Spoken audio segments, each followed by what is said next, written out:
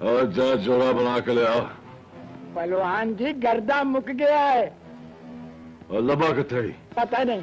हाँ दोनों आज बड़ा छितर मारेगा। आए हाय बेबे और पहलवान तू की मारना अज पुलिस ने हो जिहा मारे कि उन्होंने बैकग्राउंड सुझाण की बड़ी प्रैक्टिस है। ਇਹੋ जी जगह ते मारिया जरा किसी का आ भी नहीं सकता। ओ हाय हाय करी जा रहे हैं। होना की है? होना की है, एक खीर वर्गी माशूक सड़कों चुकी उस फराडन ने नाके ते सानू पुलिसा को चुका देता। चर्च शराब ते नोट पुलिसा ने खोले तो पिंडा वखरा सुझा देता है।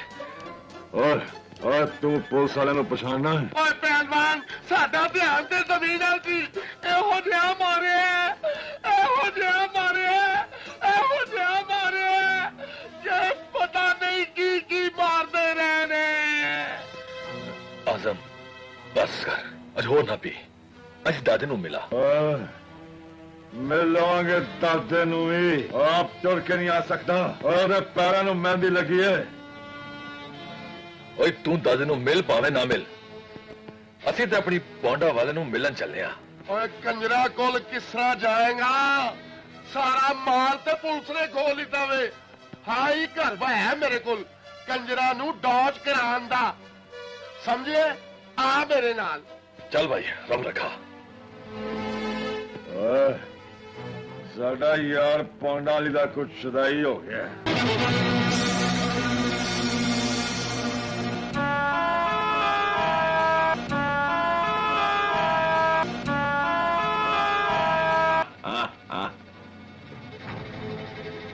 पढ़निया नमाजा ते कुआरा दादा बदमाश।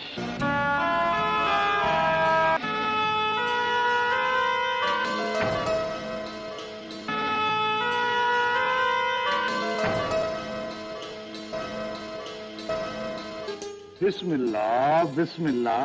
धन भाग साडे ये पहलवान हरे सानू मिलनी तशरीफ लियाए ने। पहलवान जी अपने आन की सानू इतलाह करनी सी। असी तुहाडे सिर ते सेहरा बंदे तुहाडे गल च हार पाउंदे ढोल बजा के तुहाडा इस्तकबाल करदे दलीजा च तेल चौंदे।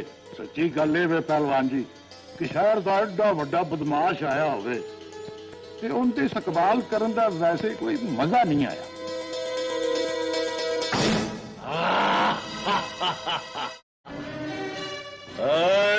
दादाजी लौ दे रिश्तियां दी खिच जे सानू रथे लै आंदी है ते तंजा दे तीर चलाना शुरू कर दिते ने। दादाजी उमरा दे सप ने जिन्ने डंग मारे ने पोतरे लिए उन्ने जारी हो गए हो। दादाजी पुछ सकना ना लाटा मार दी अख बदली ना टोर बदली। की अनहोनी हो गई कि तुसी सिर तो लैके पैरा तक सारे लिए बदल गए हो। ना पहाड़ अपनी थां बदलता है ना आसमान अपना रंग। साडा असूल है जेड़ा साडा हुक्म ना मन्ने असीं उहदे नाल रिश्ता तोड़ देने आ। ओए दादाजी तुसी ते बुरा मना गए हो पर असी कदों तारे हुक्म नूं अपना ईमान नहीं समझिया। दादाजी असी कदों तारा मान नहीं रखिया और फिर एदा किहड़ा जुर्म हो गया है कि तुसी ना साडा मत्था चुम्मिया है ते ना सानू जप्फी पाई। तेरे जुर्मां दी फरिश्त तेरी उम्र कोलों लम्मी है। गुदामां नूं तारे तू लावे शरीफा कोलों गुंडा टैक्स तू लेना है। ओए बड्डिया बदमाशा कानून दिया किताबां दे बस्ता बेदा बदमाश पढ़न तो पहले तू ये क्यों नहीं सोचिया कि तू ऐसा हवेली दा ही नहीं साडी नस्ल का भी वारिस है। और मैं तारी नस्ल दा ही नहीं ताजे वैर दा वारिस भी मैं ही हां। और गुदामां नूं ताले इसलिए मरवाए सन कि जेड़े सानू सलामा करदे ने ओ मुलाकात अमीर खान नाल भी करदे ने। दादाजी और आजम ने तो सारी हयाती तारे हुक्म दे कैद लगा दी है पूरे शहर को मैंने सहने कि 10 से 10 कतल करा के भी दादे दी नस्ल का कोई भी जवान और सवेली का कब्जा वापस नहीं ले सकिया जिथे हाले तक अमीर खान का कब्जा है। ओए साडी जिद कब्जा लेना तो गल ही कोई नहीं। असी उस हवेली च पैर पावांगे कि अमीर खान की लाश से पैर धर के, नहीं तो दुनिया सानू मेना मारेगी कि दुश्मन जेल च सन ते कादर ने बारों बार कब्जा ले लिया।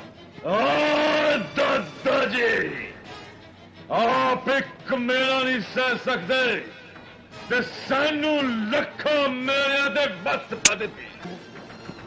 तू शराब पीनी शुरू कर देती है? आप पीती है तो फैल की हो रहा और तुसी सारी यती किराब जमजम पीता और बुढ़ापे च आके दादा बदमाश 5 टाइम दा नमाजी हो गया और जवानी च 5 टाइम दा शराबी दी। बड़े आप बदमाशा दबाओ देखो, आज तो बात शराब पी के कभी मेरे सामने आए। और बुढ़ी उम्र मोमिन होके साढ़े तो रो पा रहे हैं।